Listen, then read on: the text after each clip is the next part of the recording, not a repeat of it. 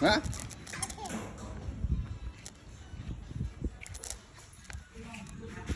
Xin nghe, xin nghe. Xin.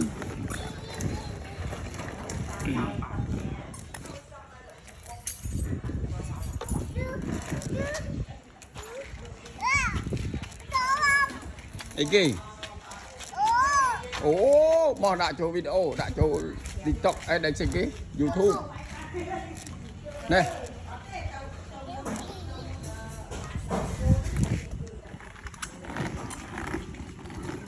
Đó, tầm mục chơi. Rồi mà đi chơi bọt được thế ý mà.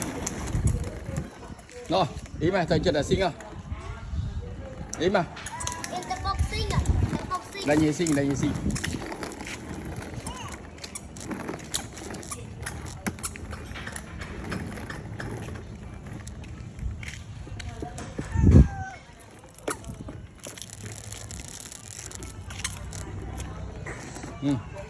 Vâng.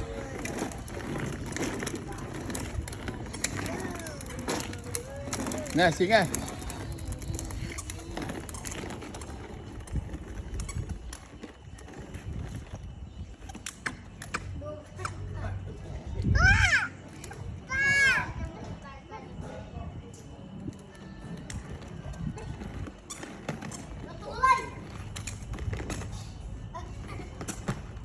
Im. Im ơi. Nè cháu nè. Im ạ. Xinh này. Sói môi. Xinh.